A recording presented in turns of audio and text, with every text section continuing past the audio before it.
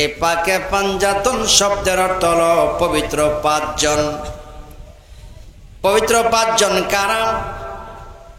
এই পবিত্র পাঁচজন সম্পর্কে নূরের নবী হায়াতুন নবী জিন্দা নবীজি বলেছেন, একবার রাসূল করিম সাল্লাল্লাহু আলাইহি সাল্লাম শীতের দিন বসেছিলেন একটা চাদর মুড়ি দিয়ে। হাদিসটা সিহাসিত্তার কিতাবের মধ্যে, বিখ্যাত একটি কিতাব ইবনে মাজাহ শরীফের মধ্যে রয়েছে। এমন সময় ইমাম হাসান আর হুসাইন রাদিয়াল্লাহু তাআলা আনহুমা দুইজন রাসূলের কাছে আসলে আল্লাহর নবী যে চাদরের ভিতরে তাদেরকে ঢুকায় নিলেন। কিছুক্ষণ পর হযরত খাতুনে জান্নাত ফাতেমা রাদিয়াল্লাহু তাআলা আনহা আসলেন, ফাতেমাকেও চাদরের ভিতরে ঢুকায় নিলেন।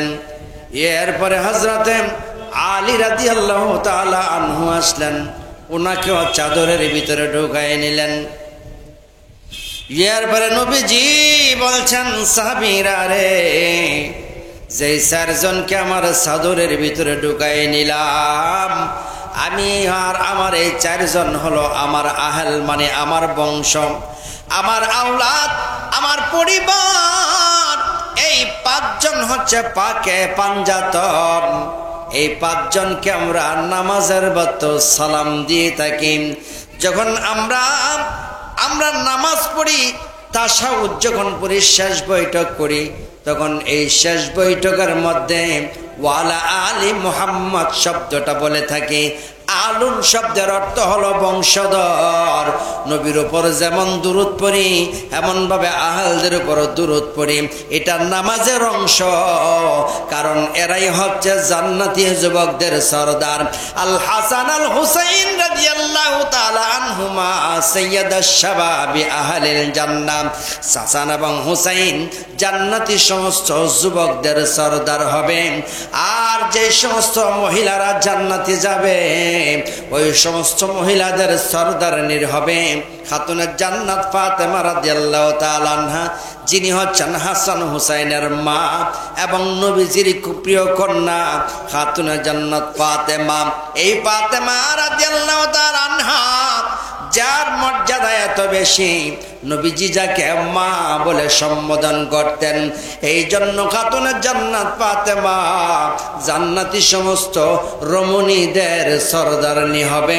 জোরে জোরে বলুন না মারহাবা। এই পাকে পাঞ্জাতনের কত বেশি গুরুত্ব! নবীজি এই পাঁচজনের কথা, চারজনের কথা বললেন, তারা আমার আহেল। পায়ের আমার ফতোয়ার কিতাবের মধ্যে আসছে, একবার আকাশের মধ্যে একটা জিকিরের আওয়াজ শোনা যাচ্ছিল। কি শোনা যাচ্ছিল? আমার সঙ্গে বলবেন কি শোনা যাচ্ছিল? জিকিরের আওয়াজ। এই জিকিরের আওয়াজটা প্রথম আসমান নয়, দ্বিতীয় আসমান নয়, তৃতীয় নয়, সপ্তম আকাশে যেখানে ফেরেশতাদের মহল, ওই মহলের মধ্যে জিকিরের আওয়াজ হচ্ছে। ফেরেশতাদের মধ্যে প্রধান ফেরেশতা হযরত জিবরাইল গোটা আকাশটা তন্ন তন্ন করে খুঁজলেন কোথায় জিকিরের আওয়াজটা হয়। এত সুন্দর জিকির, এত মধুর জিকির জিবরাইল বলে আমার জীবনে আমি শুনি নাই। এই জিকিরকে শোনার জন্য সপ্তম আকাশের কোনায় কোনায় তন্ন তন্ন করে খুঁজলেন। সব জায়গায় জিকিরের আওয়াজ পাওয়া যায়, কিন্তু মাগার জিকিরকারীকে পাওয়া যায় না। জিবরাইল আলাইহিস সালাম সপ্তম আকাশে না পাইয়া ষষ্ঠ আকাশে আসলেন। ষষ্ঠ আকাশে খুঁজলেন তন্ন তন্ন করে, সেখানেও জিকিরের আওয়াজ হয়, জিকিরকারীকে খুঁজে পাওয়া যায় না। এমন ভাবে পঞ্চম আকাশে, চতুর্থ, তৃতীয়, দ্বিতীয় এবং প্রথম আসমানে খোঁজ করলেন। আল্লাহর আরশ পর্যন্ত এমন একটা জায়গা নাই রে যেখানে সেই জিকিরের আওয়াজ পৌঁছে নাই, কিন্তু জিকিরকারীকে খুঁজে পাওয়া যায় না। জিবরাইল আলাইহিস সালাম এবার পৃথিবীতে আসলেন, মক্কাতুল মুকাররমার কাছে, কাবা শরীফের কাছে এসে দেখেন জিকিরের আওয়াজ পাওয়া যায়। জিকিরকারীকে খুঁজে পাওয়া যায় না। জিবরাইল আলাইহিস সালামের পরে রওনা করলেন মদিনাতুল মুনাওয়ারার দিকে। মদিনাতুল মুনাওয়ারায় যাইয়া দেখে রে, মদিনার মসজিদে নববীর কাছ থেকে সেই জিকির আসতেছে। আর এই জিকিরটা আসতেছে একটা প্যান্ডেলের নিচ থেকে। যেই প্যান্ডেলের এমন একটা প্যান্ডেল, চার কোণায় চারজন ব্যক্তি ধরে সে একটা চাদর টান দিয়া ধরে রেখেছে, আর মাঝখানে একজন দাঁড়িয়ে আছে। জিবরাইল আলাইহিস সালাম ডাক দিয়া বলে, আমার জীবনে কত সুন্দর সুন্দর প্যান্ডেল দেখেছি গো, আজকে এই প্যান্ডেলের মতো এত সুন্দর প্যান্ডেল আমি আর দেখতে পাই নাই। এই প্যান্ডেলের এক কোণার মধ্যে দাঁড়িয়ে রয়েছে হযরতে হাসান রাদিয়াল্লাহু তাআলা আনহু, আরেক কোণায় ধরে দাঁড়িয়ে আছে হযরত হুসাইন রাদিয়াল্লাহু তাআলা আনহু, আরেক কোণায় ফাতেমাতুজ জাহরা, আরেক কোণায় ধরে দাঁড়িয়ে আছে হযরতে আলী রাদিয়াল্লাহু তাআলা আনহু, আর স্বয়ং মধ্যস্থলে আমার নূরের নবী দাঁড়ায় আছে। আল্লাহু আকবার। জিবরাইল ডাক দেয়, ইয়া রাসূলুল্লাহ, নবীজি আমার জীবনে কত সুন্দর প্যান্ডেল দেখছি গো। দাউদ পয়গম্বরের সুর শুনেছি।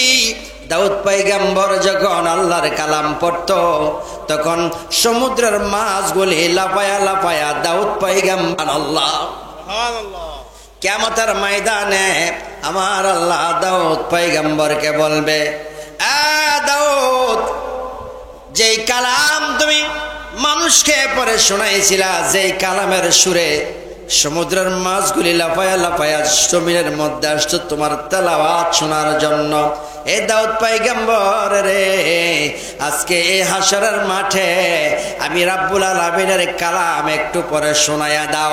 আল্লাহ যখন দাউদ পয়গম্বরকে কালাম পড়তে বলবে গো, সঙ্গে সঙ্গে দাউদ পয়গম্বর 30 পারা কোরআনের হাফেজ হয়ে যাবে। আর দাউদ পয়গম্বর সেদিন আল্লাহর কালাম তেলাওয়াত করবে। এই কালামের সুর শুনিয়া হাসরের বাসীরা 50,000 বছর পর্যন্ত বেহুশ হয়ে পড়ে থাকবে। দাউদ পয়গম্বরের তেলাওয়াতের পর আবার আল্লাহ ডাক দেবে, আমার রহমাতুল লিল আলামিন কোথায়? ও আমার নবী, আমার পয়গম্বর, আপনাকে যে কালাম দিয়েছি সর্বশেষ কালাম কোরআন শরীফ, এই কোরআন শরীফটা আপনি তেলাওয়াত করে একটু শোনান। নবীজি তখন তেলাওয়াত করে শোনাইতে শুরু করবেন। যেই সূরাটা নবীর সম্মানে দেওয়া হয়েছে সূরাতুল ইয়াসিন। সেদিন নূরের নবী, হায়াতুন নবী, জিন্দা নবীজি সূরা ইয়াসিন তেলাওয়াত করা শুরু করবে। নবী আমার সূরা ইয়াসিন তেলাওয়াত করা শুরু করলে দাউদ পয়গম্বরের তেলাওয়াত শুনিয়া 50,000 বছর মানুষ বেহুশ হয়ে পড়ে থাকলে আমার নূরের নবী যখন তেলাওয়াত করবে গো, তখন কত 50,000 বছর যে মানুষ পড়ে থাকবে তার কোনো ঠিক ঠিকানা পাওয়া যাবে না। চিৎকার মেরে বলুন না আল্লাহু আকবার। আমার নূরের নবী, হায়াতুন নবী, জিন্দা নবীজি সেদিন পবিত্র কোরআন শরীফ তেলাওয়াত শুরু করবে। এই তেলাওয়াত শুনিয়া হাসরের বাসী কাফের, মুশরিক, বিদিন মুসলমান যারা থাকবে সবাই তখন পাগল পারা হয়ে যাবে আর বলবে, কেন এই কোরআন দুনিয়াতে পড়লাম না, কেন এই কোরআন মানলাম না? কোরআন এত সুন্দর মজা লাগে, তো এই কোরআন যদি দুনিয়াতে পড়তাম কতই না ফায়দা হতো। বিসমিল্লাহির রহমানির রহিম।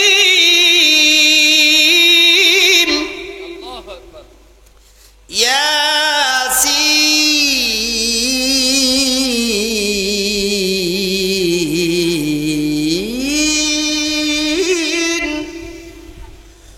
ওয়াল কুরআনিল হাকীম ইন্নাকা লামিনাল আলা সিরাতিম মুস্তাকিম।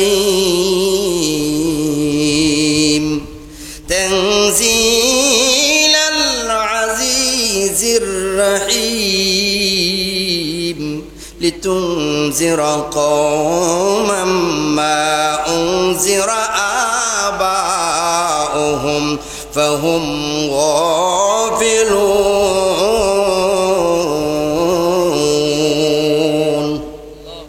আল্লাহু আকবার বলতে ইচ্ছা হয় কি হয় না? আল্লাহর কালাম শুনে যদি আল্লাহু আকবার যেই জবান দিয়ে আসে না, এই জবানের কোনো গুরুত্ব নাই, তাহলে এই জবান থেকে আল্লাহু আকবার উচ্চারণ বের হওয়া লাগবে। উচ্চ আওয়াজে বলুন আল্লাহু আকবার। কত 50,000 বছর যে মানুষ বেহুশ হয়ে পড়ে থাকবে তার কোনো ঠিক ঠিকানা নাই। এরপর আমার আল্লাহ বলবে, আমি এই কালাম পৃথিবীতে প্রেরণ করেছিলাম, আমি আজকে সেই কালাম পড়ি, তোমরা শোনো।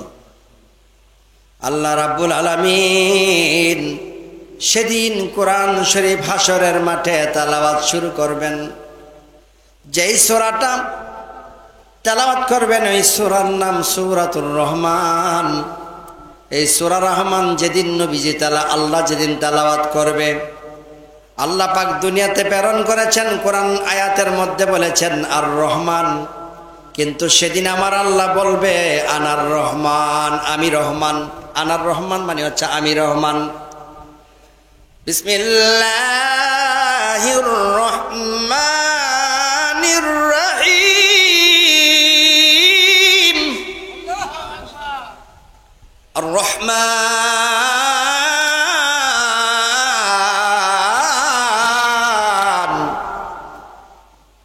আল্লামাল কুরআন খালাকাল ইনসানা আল্লামাহুল বায়ান। আশ-শামসু ওয়াল কমারু বিহুসবানি ওয়ান নাজমু ওয়াশ-শাজারু ইয়াসজুদান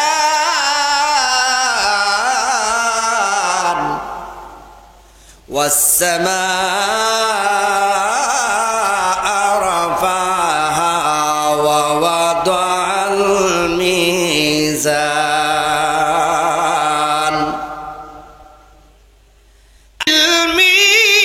الميزان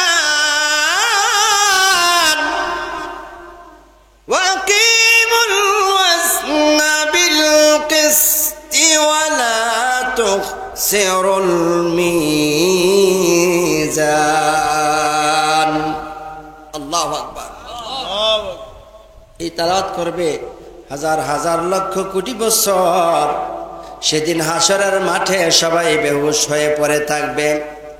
জিবরাইল ডাক দিয়ে বলে, ইয়া রাসূলুল্লাহ, নবীজি গো, আমার জীবনে এত সুন্দর সুন্দর সুর শুনেছি গো নবীজি, আপনি আপনার আওলাদদেরকে লইয়া এত সুন্দর একটা সুর তুলেছেন গো, আমার জীবনে এত সুন্দর জিকির শুনি না।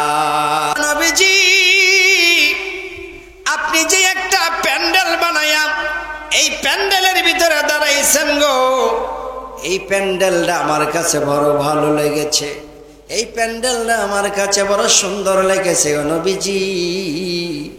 আমি জিবরাইলকে একটু আপনার প্যান্ডেলের ভিতরে যাওয়ার অনুমতি সুযোগ দান করেন। সুবহানাল্লাহ।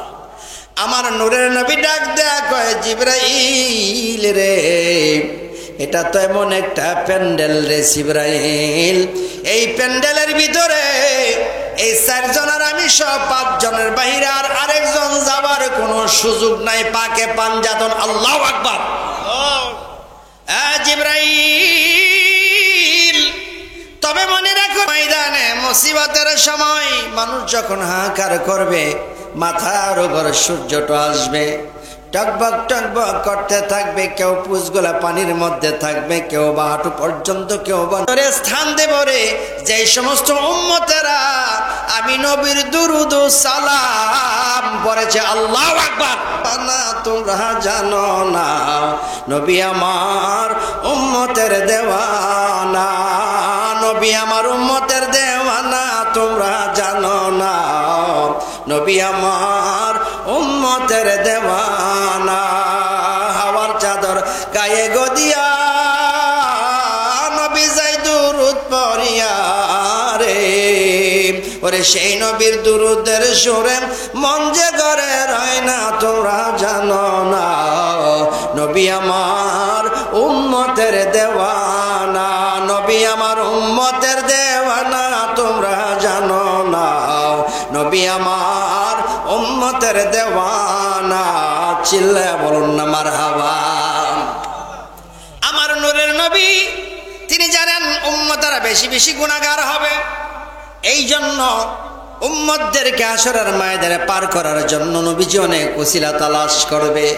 তার মধ্যে একটা বড় ওসিলা, কিয়ামতের কঠিন ময়দানে আল্লাহর দফতর আমার নবী ডাক দিয়ে বলেন, মাবুদ আমার হুসাইন দুনিয়াতে শহীদ হয়েছেন, কিন্তু বাতিলের কাছে মাথা নত করে নাই, তিনি নিজেকে জলাঞ্জলি দেয় নাই, তিনি এজিদের পক্ষে খুতবা দেয় নাই গো। আমার হুসাইন যে শহীদ হয়েছে আমার আদেশে, আমার হুকুমকে জারি রাখার জন্য, ও মাবুদ মাওলাই করিম, আমার এই হুসাইনের রক্তের বিনিময়ে আজকে হাসরের মাঠে আমার কোটি কোটি উম্মতদেরকে তুমি মাফ করে দাও। সেদিন বলবেন উম্মতের মাফের জন্য বহুত রাস্তা তিনি খুঁজবেন। কোন উম্মতকে মাফ করানোর জন্য রাস্তা খুঁজবেন? যেই উম্মত নামাজ ছেড়ে দিয়েছে, যেই উম্মত রোজা ছেড়ে দিয়েছে, যেই উম্মত হজ করতে চায় না, যেই উম্মত যাকাত ছেড়ে দিয়েছে, যেই উম্মত কোরআন শরীফ তেলাওয়াত করে না, না না না, ওই উম্মতকে তিনি সেদিন শাফাত করবেন। যেই উম্মত আমার নবীর হুকুমে নামাজ আদায় করেছে, আর যেই উম্মত রোজা রেখেছে, যেই উম্মত হক হালাল পথে চলেছে, মিথ্যা কথা ছেড়ে দিয়েছে, গীবত করা ছেড়ে দিয়েছে, চুরি করা ছেড়ে দিয়েছে, ঘুষ খাওয়া ছেড়ে দিয়েছে, সুদ খাওয়া ছেড়ে দিয়েছে, জিনা করা ছেড়ে দিয়েছে, সমস্ত অন্যায়গুলি নবীর কথায় ছেড়ে দিয়া এরপরে নবীর আদর্শে কোরআন শরীফ তেলাওয়াত করেছে, জিকির আজকার করেছে, নামাজ আদায় করেছে, ওই সমস্ত উম্মতের যদি ভাগে ভাগে দোষ হয়, পাকে পাকে যদি গুনাহ থাকে, এই গুনাহগুলি আমার আল্লাহর কাছে সুপর্দ করবে। আল্লাহর কাছে বলবে, মাবুদ আমার উম্মত গুনাহগার, আমার উম্মত বুঝতে পারে নাই, কিন্তু আমি নবীকে ভালোবাসে। ও মাবুদ, এ হাসরের মাঠে আমি ফরিয়াদ করি গো আল্লাহ, আমার ওই সমস্ত উম্মতদেরকে তুমি নাজাত দিয়া দাও। আল্লাহু আকবার। আমার আল্লাহর কাছে ফরিয়াদের জন্য বহুত রাস্তা খুঁজবে। তার মধ্যে ইমাম হুসাইন রাদিয়াল্লাহু তাআলা আনহুর রক্ত সেদিন আমার আল্লাহর দফতরে গিয়ে সুপর্দ করবে। মাবুদ, ৭২টা তীর খাইয়া গো আমার হুসাইন কারবালার ময়দানে শহীদ হয়েছে। এই ৭২টা তীরের পরে গলার মধ্যে ছড়ি লাগায়া শহীদ করেছে। যারা শহীদ করেছে তাদের মাথায় টুপি ছিল, পাগড়ি ছিল, হাব্বা ছিল, কুব্বা ছিল, তাদের মসজিদ ছিল, তারা নামাজও আদায় করত। যেদিন ইমাম হুসাইন শহীদ হয় সেদিন জুমার নামাজের সময় শুক্রবারের দিন ছিল। আর যখন আজান হয়েছে তখন ইমাম হুসাইন যেখানে ছিল তাদের তাঁবুর ভিতরে আজান হয়েছে, আর ওই দিকেও সেখানেও আজান হয়েছে। এখানে যারা ছিল তাদের মধ্যে মুসল্লি ছিল, সেখানে যারা ছিল তাদের মধ্যে মুসল্লি ছিল। এখানে যারা ছিল তারা তাসবিহওয়ালা ছিল, ওখানে তাসবিহওয়ালা ছিল। নামাজ আদায় করেছে, আজান হয়েছে, কিন্তু নামাজ পড়ার পর ওই আমার নূরের নবী, হায়াতুন নবী, জিন্দা নবীজির কলিজার টুকরা ইমাম হুসাইনের গলায় তারা ছড়ি লাগাইতে দ্বিধাবোধ করে নাই। তারা কোন প্রকারের নামাজি? যেই নামাজি ইমাম হুসাইনের গলায় ছড়ি লাগাইছে দুনিয়ার স্বার্থে, টাকার লোভে, দুনিয়ার ক্ষমতার লোভে তারা ইমাম হুসাইনকে শহীদ করলো। তাহলে তাদের নামাজ হলো দুনিয়াদারি নামাজ। এই নামাজ কোনো দিন প্রকৃত নামাজ হতে পারে না। কথা বলো ঠিক কিনা? ওরে বন্ধু, বন্ধুরি, ইমাম হাসান হুসাইনের ব্যাপারে নবী কি বলেছে? তিরমিজি শরীফের হাদিস, আনিয়া আলা ইবনে মুররাতান قال قال رسول الله صلى الله عليه وسلم حسين مني وأنا من حسين أحب الله من أحب حسينا حسين سبت من الأسباط رواه الترمذي। জোরে জোরে বলুন না সুবহানাল্লাহ। হযরত ইয়ালা ইবনে মুররা থেকে বর্ণিত হাদিস, তিনি বলেন আল্লাহর নবী বলেন, হুসাইনুন মিন্নি, আমি নবী হুসাইন থেকে, হুসাইনুন মিন্নি ওয়া আনা মিন হুসাইনিন, আমি নবী হুসাইন থেকে, হুসাইন আমার থেকে। হুসাইনের মর্যাদা বলতে গিয়ে বলছেন আমিন হুসাইন থেকে, হুসাইন আমার থেকে। হুসাইনুন আহাব্বাল্লাহ মান আহাব্বা, আহাব্বাল্লাহ মান আহাব্বা হুসাইনান। যেই ব্যক্তি হুসাইনকে ভালোবাসবে গো, আল্লাহ রাব্বুল আলামিন তাকে ভালোবাসবে। উচ্চ আওয়াজে বলুন মারহাবা।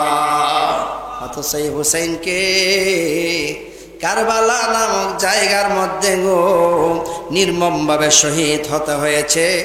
যেদিন শহীদ হয় সেদিন ইমাম হুসাইনের সঙ্গে ৭২ জন ছিল, আর বাকিরা সব চলে গিয়েছিল।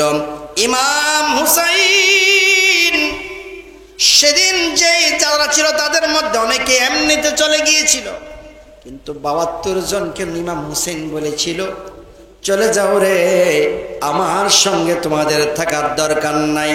আমি জানি আমার শাহাদাত বরণ করতে হবে, কারণ নবীজি আগেই বলেছেন কারবালা নামক একটা জায়গার মধ্যে যাওয়ার পর তুমি শহীদ হয়ে যাইবা। শহীদ হয়ে গেলে শহীদের কাজটা সুন্দরভাবে করিও, কারণ তোমার রক্ত মুবারক, তোমার দেহ মুবারক আমি হাশরের ময়দানে আমার আল্লাহর দরবারে শপথ করে বলবো, মাবুদ মাওলাই কারীম, আমার হুসাইনের রক্তের বিনিময়ে আমার উম্মতকে তুমি নাজাত দিয়ে দাও। আমার উম্মতের জন্য আমি তোমাকে আল্লাহর রাস্তায় কুরবান করে দিলাম। আল্লাহু আকবার। এই জন্য হুসাইন তুমি সেই কারবালা নামক জায়গায় শহীদ হবে। ইমাম হুসাইন ৭২ জন সবাইকে বলেছিল চলে যাও রে বন্ধুরা, মক্কায় চলে যাও, আমার সঙ্গে কুফায় যাওয়ার দরকার নাই। তারা বলেছিল জীবন দিয়ে দেব, জীবন চলে যাই যাক, আমাদের জীবন তো একটা নবীর আওলাদের জন্য, নবীর কলিজার টুকরার জন্য। যায় যায় যেই গলার মধ্যে নবীজি চুমু দিয়েছে, যেই কপালের মধ্যে চুমু দিয়েছে, যাকে কাঁধের মধ্যে নিয়ে হামাগুড়ি দিয়ে দিয়ে আদর করেছেন, যাকে আমার নবী বলেছেন সাইয়্যিদুশ শাবাবি আহলিল জান্নাহ, জান্নাতি যুবকদের সরদার। আমি আমরা আপনাকে রেখে কোনোদিন চলে যেতে পারবো না। জীবন চলে যায় যাক, আমাদের জীবন তো একটা। কিয়ামতের কঠিন ময়দানে আল্লাহর সামনে কি জবাব দেব? ও নবীর আওলাদ, আমরা আপনাকে ছেড়ে যেতে পারবো না, আমরা এখানেই থাকবো। মরলে একসঙ্গে মরবো, বাঁচলে একসঙ্গে বাঁচবো। আমরা আল্লাহর দফতরে সেদিন কি জবাব দেব? যেদিন আমার আল্লাহ জিজ্ঞাসা করবে, আমার নবীর কলিজার টুকরা হুসাইন, তুমি হুসাইনের সঙ্গে ছিলাম, তোমরা কেমন করে তাকে ছেড়ে তোমাদের জীবন বাঁচাইতে চেষ্টা করলাম? যাব না, তারা সেখানে থেকে গেলেন, আর এখান থেকে তারা শহীদের পেয়ালা পান করলেন। একজন বেঁচে ছিলেন হযরত জাইনাল আবিদিন। উচ্চ আওয়াজে বলুন আল্লাহু আকবার। মোহরমের চাঁদে তুমি দেখা আমায় দিও না,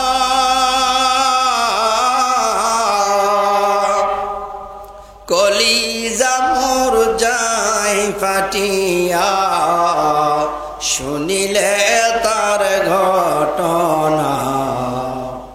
মোহরমের চাঁদে তুমি হাসান শহীদ জহরেতে, হুসাইন শহীদ কারবালায়, রে হুসাইন শহীদ কারবালায়। জয়নাল আবেদিন বন্দী হলো এজিদর জেলখানায়। মোহরমের চাঁদে তুমি দেখা আমায় দিও না, কলিজা মোর যায় ফাটিয়া, শুনিলে তার ঘটনা। চিল্লে বলুন না মারহাবা। ওরে বন্ধুরি,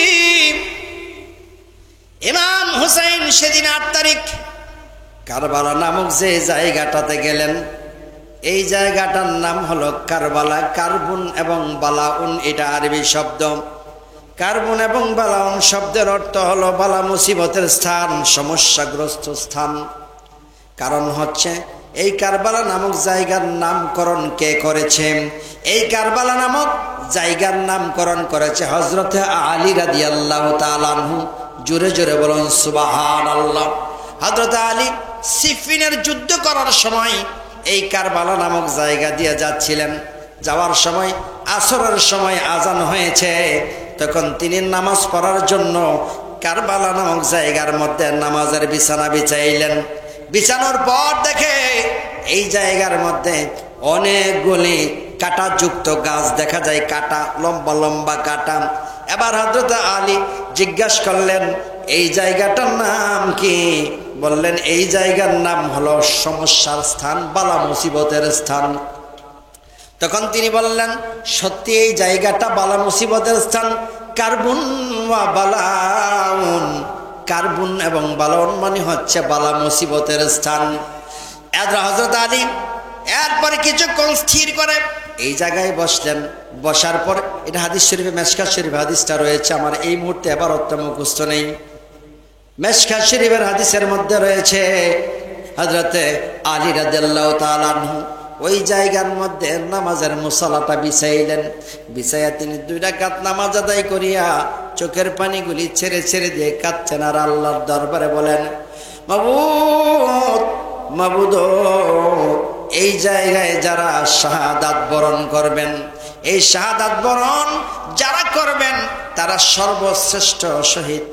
আল্লাহর নবীর পরে পৃথিবীর মধ্যে সর্বশ্রেষ্ঠ মানুষ হলো এই জায়গায় যারা শাহাদাত বরণ করবেন। এবার সাথীরা জিজ্ঞাসা করলেন, হুজুর, কেন গো হুজুর আপনার চোখে পানি? এই জায়গায় কেন নামাজ আদায় করলেন? কার জন্য দোয়া করলেন? হযরত আলী ডাক দিয়া বলে, রে সাথীরা, জানো না রে, এই জায়গায় যারা শহীদ হবে তারা কোনো নবী না, তারা কোনো সিদ্দিক না, তারা হলো আল্লাহর দপ্তরের শহীদ। ওই শহীদ পৃথিবীর যারা ধর্মের জন্য যুদ্ধ করে শহীদ হবে, এই শহীদের মধ্যে সর্বশ্রেষ্ঠ শহীদ হবে এই জায়গার মধ্যে যার নাম হলো হুসাইন রাদিয়াল্লাহু তাআলা আনহু। উচ্চ আওয়াজে বলুন না আল্লাহু আকবার। এই জায়গায় শহীদ হবেন হুসাইন এবং ওনার সঙ্গে অনিরা অনেকে এই জায়গায় শহীদ হবেন। মুহররম মাসের 8 তারিখ এই জায়গায় তারা গিয়ে পৌঁছছিল। পৌঁছার পর দাওয়াত করে এনেছে, দাওয়াত পেয়ে আসছে এই দেশে। আসার সময় 8 তারিখ, তখন কি হয়েছে, এই জায়গায় আসার পরে হুসাইন রাদিয়াল্লাহু তাআলা আনহু বললেন, আমাদের সঙ্গে যে পানি এবং খাবার আছে প্রায় ফুরিয়ে গেছে, শেষ হয়ে গেছে। একজন কাজ করো, কিছু লোককে পাঠাইলেন কিছু গাছ ডাল কেটে আনো, আর কিছু মানুষকে পাঠাইলেন পানি আনার জন্য। যারা কাঠ আনতে গিয়েছিলেন তারা কাঠ না আনিয়া ফেরত আসছে, খড়ি না আনিয়া। ইমাম হুসাইন জিজ্ঞাসা করে, তোমাদেরকে খড়ি আনতে পাঠাইছিলাম, খড়ি না আনিয়া চলে আসছো, কারণ কি? কষ্ট হচ্ছে আপনাদের? কেন খড়ি না আনিয়া চলে আসছো? বলো, হুজুর, যেই গাছের মধ্যে কুড়াল দিয়া কূপ মারি, সেই গাছ থেকে কেন জানি গো তাজা তাজা রক্ত বের হয়ে আসে। ইমাম হুসাইন তো বুঝে গেছে, কারণ নবীজির রওজা মুবারকে শেষ বিদায় নিতে গিয়েছিল। যেদিন নবীজির রওজা মুবারকের মধ্যে শেষ বিদায় নিতে গিয়েছিল, সেখানে নবীজির রওজার পাশে দাঁড়ায়া ইয়া নবী সালাম আলাইকা বলে সালাম দিয়েছিল। সালাম জানিয়ে কিছুক্ষণ অপেক্ষা করে সেখানে 2 রাকাত নামাজ আদায় করার পর ইমাম হুসাইনের তন্দ্রা এসে যায়, ঘুম এসে যায়। ঘুমের মধ্যে দেখতে পায় নূরের নবী, হায়াতুন নবী, জিন্দা নবীজি ইমাম হুসাইনের সামনে উপস্থিত হইয়া যায়। কপালে চুমু দিয়ে বলতেছে, রে হুসাইন, চলে যাও রে, আমি নানার হুকুম তুই পালন করার জন্য শহীদ হয়ে যাবে। হুসাইন শহীদ হবে, কিন্তু মনে রাখো রে হুসাইন, বাতিলের কাছে কোনোদিন তুমি মাথা নত করিও না। আল্লাহু আকবার। তোমার শির মুবারক, রক্ত মুবারক গোটা পৃথিবী বিক্রি করে দিল, তোমার এক ফোঁটা রক্তের দাম হবে না।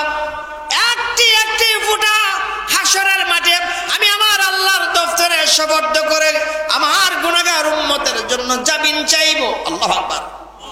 সেদিন চোখের পানি ছেড়ে দিয়ে ইমাম হুসেন কাঁদে সেখানে। আখিরি সালাম লো হে ওহে নানা জান, তোমার হুসাইন যাই গো মারা কারবালার ময়দান। কারবালার ময়দানে যায়া দিবে মাতা কাটাইয়া, আর নায়া শিব ফিরে ওহে নানা জান, তোমার হুসাইন যাই গো মারা কারবালার ময়দান। আল্লাহু আকবার। শেষ বিদায় নিয়ে সেখান থেকে আসছিলেন। পানি যারা আনতে গিয়েছিলেন কিছুক্ষণ পর তারা ফেরত আসলেন। আয়েশা বলে, হুজুর গো, পানি যখন আনতে গিয়েছিলাম ফুরাত নদীর পারে, ফুরাতের পারে যাইয়া দেখি একজন নয়, দুইজন নয়, 20,000 সেনাবাহিনী দাঁড়ায় আছে। এই 20,000 সেনাবাহিনী ইয়াজিদের পক্ষ থেকে আসছে, আলটিমেটাম দিয়েছে, এই হুসাইনের লোকেরা শোনো, এই ফুরাতের পানি থেকে একটি ফোঁটা পানিও তোমরা নিতে পারবে না। কেন না, কেন ভাই, কেন নিতে পারবো না? এই জন্য নিতে পারবে না, ইমাম হুসাইন যতক্ষণ পর্যন্ত আমাদের কাছে সারেন্ডার না করবে, আমাদের কাছে তিনি জিম্মি না হবে, আমাদের কথা মতে না চলবে, আমাদের কথা মতে এজিদের কাছে না যাবে, এজিদের পক্ষে মসজিদের মধ্যে খুতবা না দিবে এবং এজিদের পক্ষপাতিত্ব যতক্ষণ পর্যন্ত না করবে, ততক্ষণ পর্যন্ত এক ফোঁটা পানি আমরা তোমাদেরকে দেব না। ইমাম হুসাইন তখন সব বুঝে গেলেন। আজকে 8 তারিখের পরে ধীরে ধীরে 10 তারিখ হয়ে গেল। এই 3 দিনের মধ্যে একটি ফোঁটা পানি এখানে নাই, খাদ্য নাই, যা ফুরিয়ে গেছে। মেহমান হিসাবে আসছিলেন, তলোয়ার নাই, খাদ্য নাই, তলোয়ার নাই, কোনো কিছু নাই।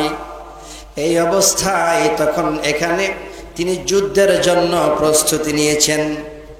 একা মানুষ, আর যারা মহিলারা সাথে রয়েছে, এই জন্য বিশাল আকৃতিতে যুদ্ধ করা সম্ভব না। মল্লম যুদ্ধে লিপ্ত হবে, মানে একা একা একজন একজন করে। ইমাম হুসাইনের কত শহীদ হয়ে যাব, এরপর তোমাদের কাছে মাথা নত করব না। এই জন্য একা একা হলো যুদ্ধ করব। যুদ্ধের জন্য প্রস্তুতি নিলেন, সাথে তো কোনো খাবারও নাই, পানিও নাই। নিজের স্ত্রী শাহরবানু সঙ্গে ছিল। শাহরবানুর কুলের মধ্যে একটা ছোট বাচ্চা ছিল, তার নাম হলো আলী আসগর। ছোট শিশু বাচ্চাটা মায়ের স্তনের দুধ না পাইয়া আও মাও করে কান্দে। কোন বাবা মা পারে রে সন্তানের মুখে খাবারের জন্য কাতলে খাবার না দিয়া? সন্তান এমন একটা জিনিস, পিতা মাতা এমন এক জিনিস, সন্তান কাতলে নিজে না খাইয়া হলো সন্তানকে খাওয়ায়। এই মহব্বত আমার আল্লাহ পিতা মাতার অন্তরে পয়দা করে দিয়েছে। বাবার কাছে খাবার নাই, মার কাছে খাবার নাই, এমনকি এক পেয়ালা পানি নাই। সেদিন পানির জন্য সবাই তৃষ্ণার্ত, কষ্ট। ইমাম হুসাইনের সন্তান আলী আসগর ছোট বাচ্চা, বাচ্চার মুখে যখন পানি নাই, খাবারও নাই, শাহরবানু বিবি ডাক দেয়, বলে, স্বামী গো, আপনার সঙ্গে ইয়াজিদের দুশমনি আছে, থাক। আমাদের সঙ্গে দুশমনি আছে, থাক। শিশু বাচ্চার সঙ্গে তো কোনো দুশমনি থাকতে পারে না। বাচ্চাটাকে ফোরাতের পারে লয়া যান। বাচ্চা থেকে দেখে বলেন, আমার শিশু বাচ্চার সঙ্গে তো কোনো দুশমনি থাকতে পারে না। আমার বাচ্চাটা আজকে 3 দিন পর্যন্ত না খাইয়া মৃত্যুর শয্যা পায়। আমার বাচ্চার জন্য একটু পানি দিয়া দাও। আল্লাহু আকবার। এই ছোট বাচ্চাটাকে ফুরাত নদীর পারে যখন এইভাবে পানি চাইলেন গো, অপর পাশ থেকে একজন সেনাবাহিনী ডাক দিয়া বলে, পানি নিতে চাও? নেও, তোমাকে পানি দিচ্ছি। এই বলে ছলনা করে একটা তীর মারল। ইতিহাস সাক্ষী রয়েছে, তারিখে তাবারির মধ্যে রেখে তীরটা যখন মারল, এই তীরটা ছোট বাচ্চা আসগর আলীর বুকটা ছিদ্র হইয়া হুসাইনের হাতের মধ্যে বিঁধে গেছে, রক্তে লাল হয়ে গেছে। এই শিশু বাচ্চাকে সুজা নিয়ে আসছে শাহরবানুর কাছে। শাহরবানু দুইটা হাত বাড়াইয়া দিছে, আবার আদরের কলেজার টুকরা জাদুমণিরে বুঝি পানি পান করাইছো। এবার হাতটা বাড়াই দিলে ইমাম হোসেন ডাক দেয়া বলে, শাহরবানু রে, পানি পান করাইছি রে শাহরবানু। এমন পানি পান করেছে জীবনে আর কোনোদিন পানি চাইবে না। কারবালায় ঘটিল এক করুণ কাহিনী, নবীর আওলাদ আসগর শহীদ পাইল না পানি। ওরে গলা শুকায়, জিহ্বা শুকায়, শুকায় ঠোঁটখানি, কান্নার আওয়াজ বাহির হয় না ও জাদুমণি। নবীর আওলাদ আসগর শহীদ পাইল না পানি। কারবালায় ঘটিল এক করুণ কাহিনী, নবীর আওলাদ আসগর শহীদ পাইল না পানি। চিল্লায় বলুন আল্লাহু আকবার। আর জোরে জোরে বলুন ইয়া রাসূলুল্লাহ, সালাতুন ইয়া রাসূল। কবরস্থান আছে না আশেপাশে? আমরা জিন্দা না মুর্দা? সবাই জিন্দা মানুষ কথা কয় কি কয় না? হ্যাঁ, আপনাদের আওয়াজ হয় না। আমি আরেকবার এখানে আসছিলাম, এই তাসির আওয়াজ হয় না, কি জন্য আমি জানি না। সব সারা বাংলাদেশে আওয়াজ হয়, কিন্তু এই জায়গাতে আওয়াজ হয় না। নিশ্চয়ই কোনো একটা সমস্যা আছে, আছে না নাই? সমস্যার তো কোনো শেষ নাই সারাটা বাংলাদেশে। এই হুজুরদের মধ্যে যত গ্যাঞ্জাম, এত গ্যাঞ্জাম কোনো জেনারেলের মধ্যে নাই। দুইজন জেনারেল মানুষ একসঙ্গে এক খাতার নিচে এক বিছানাতে ঘুমাইতে পারে, কিন্তু হুজুর মানুষ যদি দুইজন এক জায়গাতে থাকে, শুয়ে ফতোয়া দেওয়া শুরু, লম্বা হয়ে শোয়া যায় নাকি বেঁকা হয়ে হওয়া যায়, তারপর দেখবেন কেউ রে কেউ আর মানে না। এরপরে এক একজন এক একটা সিরে চলে। এক কালিমা আমাদের লা ইলাহা ইল্লাল্লাহ মুহাম্মাদুর রাসূলুল্লাহ, এক কোরআন আমাদের, এক মক্কাতে হজ করি। কিসের ডিভাইডেড? এই সমস্যাগুলি সৃষ্টি হয় কিছু ফেতনাবাজ মৌলবী আছে। এই ফেতনাবাজ মৌলবীদের লাগে এই সমস্যাগুলি সৃষ্টি হয়। কথা বলো ঠিক কিনা? আমি কথা ভুল বলছি? আজকেই দেখলাম এই ফেসবুকের মধ্যে একটু আগে এক মৌলানা সাহেব বলছে যে মাজার সব ভেঙে দেওয়ার কথা নাকি হাদিসের মধ্যে আছে। ইতিপূর্বে মাজার শরীফ ভাঙার জন্য যারা চেষ্টা করেছে, আল্লাহ পাক তাদেরকে এই দুনিয়াতে লীলা দেখাই দিচ্ছে। কথা বলো ঠিক কিনা? মাজার শরীফ ভাঙবা, আসো। যার মাজারের পক্ষে লোক আছে না নাই, যারা মাজার শরীফ ভাঙার চিন্তা করে আর যারা পক্ষে আছে, তারা এই সমস্ত মুনাফিকদেরকে কি করবে? আড্ডিতে গুড্ডি উড়াইব। আল্লাহর ওলিদের মাজাররা, মাজার থেকে সারা বিশ্ব তারা কি করে পরিচালনা করে। ওলিরা আছে বিদায় এই জগৎ ঠিক আছে। আরে মাজার যদি নাই থাকতো তা আল্লাহ রসুলের রোজার মধ্যে রোজা শরীফ কিভাবে হয়েছে? কথা বলো ঠিক কিনা? শুধু তাই না, কোরআন শরীফ আছে। আমরা আসহাবে কাহাফের কাহিনী জানি। আসহাবে কাহাফ হচ্ছে যে 9 জন লোক এবং একটা কুকুর ছিল। সেই কুকুরটা সকলে আসহাবে কাহাফ বলা হয়। কুকুরের নাম ছিল কিতমির। তারা একটা পাহাড়ের উপর এটা ঘুমাইছিল, আর ঘুমানোর পরে তারা সেখানে মৃত্যুর মতো একদম ঘুমিয়ে গেছে। কত অনেক বছর পর্যন্ত এইভাবে সেখানে ঘুমে আছে।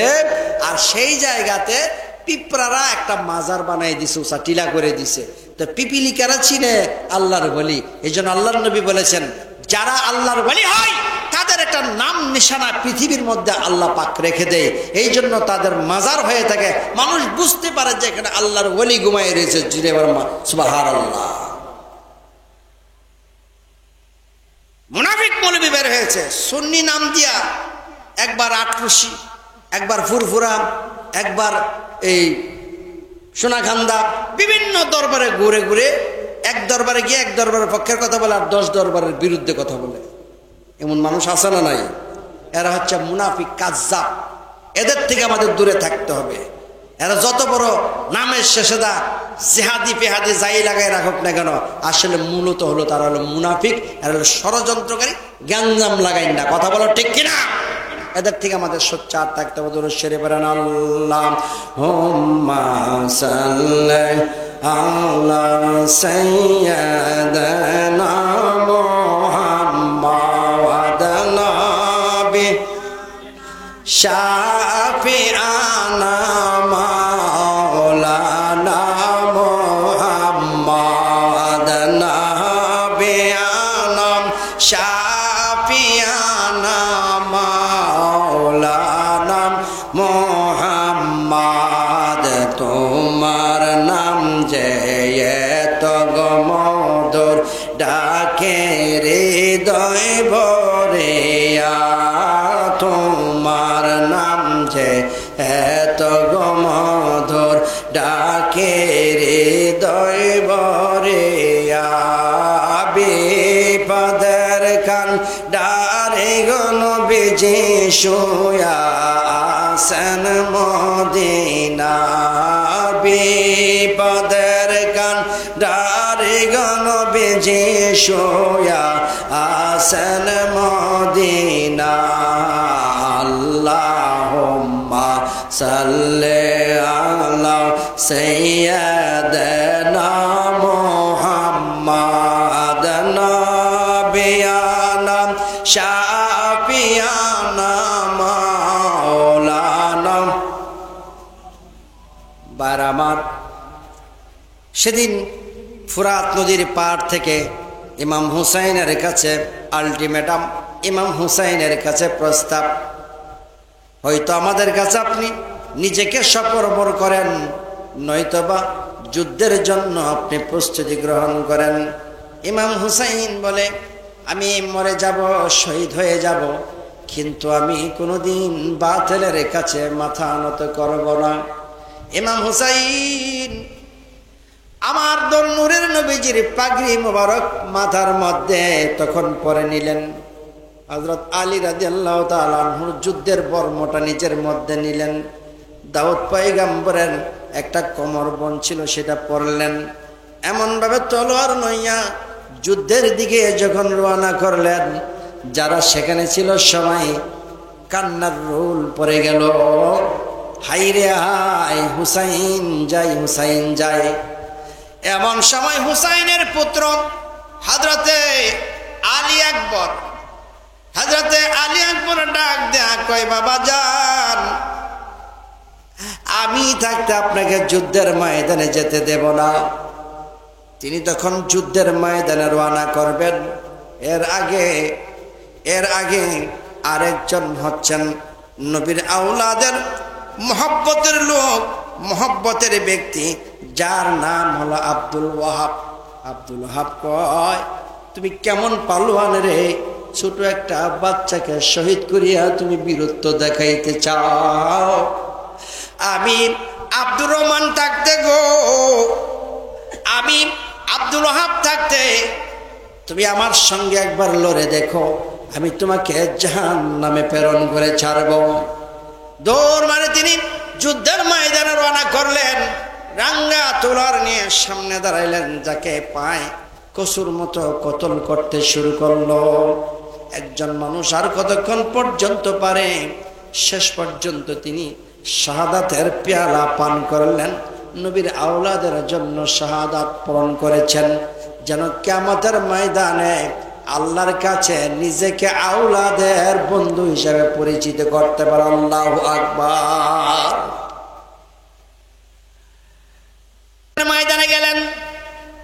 গাজী রহমানও যুদ্ধ করতে করতে একা তিনি শাহাদাত বরণ করলেন। গাজী রহমানের পরে জাফর গেলেন যুদ্ধের ময়দানে, তিনিও সেখানে শাহাদাত বরণ করলেন। এরপরে ইমাম হুসাইন হাসান রাদিয়াল্লাহু তাআলা আনহুর পুত্র ইমাম আবুল কাসেম যুদ্ধের ময়দানে রওনা হলেন। ছোট মানুষ, এরপরও তিনি নিজের মনের মধ্যে একটা বিশেষ কনফিডেন্স কেন? এই জন্য কারণ আওলাদ রাসূল, তারা তাদের রক্তের মধ্যে নবীজির রহমত বর্ষিত হয়েছে। এই জন্য তিনি যখন যুদ্ধের ময়দানে গেলেন, তার চেহারার দিকে তাকাইলে নূরের নবীজির কথা মনে হইতো। তার চেহারাটা পুরা নবীজির চেহারার মতো ছিল।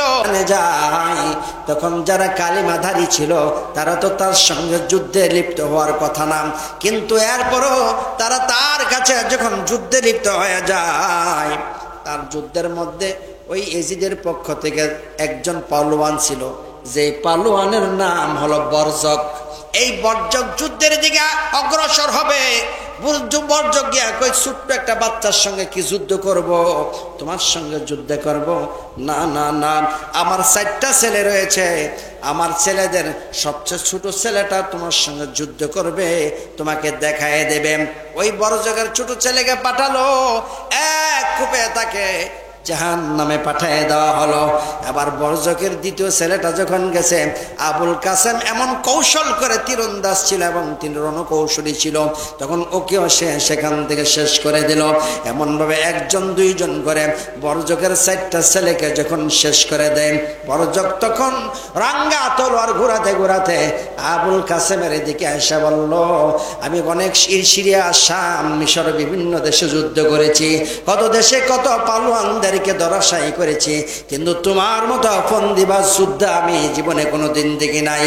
তখন তিনি বললেন, আমাকে কেন তুমি দেখো নাই? এই জন্য দেখতে পাও নাই, আমি কোনো সাধারণ মানুষ না। আমি যদি এমনি সাধারণ, কিন্তু আসলে অসাধারণ, কারণ আমার মধ্যে রয়েছে নূরের নবী, হায়াতুন নবীর রক্ত মুবারক। আল্লাহু আকবার। এইভাবে যুদ্ধ করতে করতে বর্জক তখন তার সঙ্গে যুদ্ধ শুরু করলো। কতক্ষণ আর যুদ্ধ করা যায়? ইমাম আবুল কাসেম তিনি সেখানে শাহাদাত বরণ করলেন। ইমাম আবুল কাসেম যখন শাহাদাত বরণ করলো, জয়নাল আবিদিন যুদ্ধের ময়দানের দিকে যাচ্ছিলেন। ইমাম হুসাইন ডাক দেয়া কয়, জয়নাল আবিদিন রে, তুই যদি যুদ্ধের ময়দানে যাস, এই নবী পরিবারের মধ্যে আর কেউ বেঁচে থাকবে না। মহিলাদেরকে ডাক দেয়, বলে, এই নবী পরিবারের মহিলারা রে, যেই কোনো ভাবে আবুল কাসেম, যেই কোনো ভাবে তোমরা ওকে কি করো, সাহায্য করো, সহযোগিতা করো, তাকে রক্ষা করো। জয়নাল আবেদিন যদি শেষ হয়ে যায়, নবী পরিবারের মধ্যে আর কেউ বেঁচে থাকবে না। এই জন্য জয়নাল আবেদিনকে তাদের কাছে রেখে দিলেন। ইমাম হুসেন নিজে যুদ্ধের দিকে রওনা করছিলেন। এমন সময় ইমাম হাসানের পুত্র যিনি রওনা করলেন যুদ্ধের দিকে, ইমাম হাসানের পুত্র যুদ্ধের ময়দানে রওনা করলেন। সে যখন রওনা করলেন, তখন সবাই তাকে নিষেধ করলেন, যাইতে দিলেন না। কিন্তু তিনি যুদ্ধের ময়দানে নাসুর বান্দা যাবেই, সেখানে গিয়ে তিনিও শাহাদাত বরণ করলেন। এইদিকে আবুল কাসেমের সঙ্গে বিবাহ সাকিনার, আল্লাহু আকবার বলেন। এই যুদ্ধের ময়দানের মধ্যে বিবাহ, কারণ তাদের কি ছিল, ওসিয়তনামা ছিল। যুদ্ধের মধ্যে বিবাহ হলো। যুদ্ধের পরে যখন সেই তীর বল্লম আঘাতপ্রাপ্ত দেহটা, নিথর দেহ পড়ে রয়েছে, ঘোড়ার পৃষ্ঠের মধ্যে দেহটা নিয়ে ঘোড়াটা যখন তাঁবুর মধ্যে আসলো, আসার পরে সবাই হাউমাউ করে কান্দে। এবার আবুল কাসেম সেখানে নেমে, সকিনার সঙ্গে বিবাহ হয়েছে। সকিনার হাতটা ধরে ডাক দিয়া কয়, রে সকিনা, বিবাহ হলে সবাই রঙিন পোশাক পরে, বিবাহ হলে সুন্দর সুন্দর জামা পরে রে, আজকের এই যুদ্ধের ময়দানে আমাদের বিবাহ হয়েছে কারণ ওসিয়তনামা অনুযায়ী। এই যুদ্ধের ময়দানে আমাদের আজকে রঙিন পোশাক ছিল না। খোদার কুদরত বুঝা বড় দায়। আজকে আমার রক্তমাখা কাপড় দিয়া তোমার কাপড়টা লাল রং করে দেওয়া হয়েছে। আল্লাহু আকবার। আর তোমার হাতে মেহেন্দি পরা হয় নাই, এই হলো আমার হাতের মেহেন্দি। আজকের এই রক্ত দিয়ে তোমার হাতের মধ্যে মেহেন্দি হয়েছে। নারে তাকবীর, নারে রিসালাত। রিজভী সাহেব হুজুর আগমন।